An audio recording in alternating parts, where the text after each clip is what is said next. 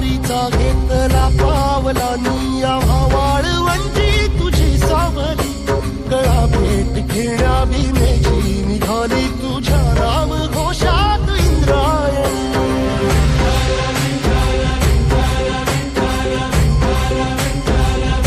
भिडे आसमंती ध्वजा वैष्णवांची उभी पंढरी आज नारावली तुझे नाव ओठी तुझे रूप ध्यानी जीवाला तुझी आस गा लागली जरी बाप साऱ्या जगाचा परी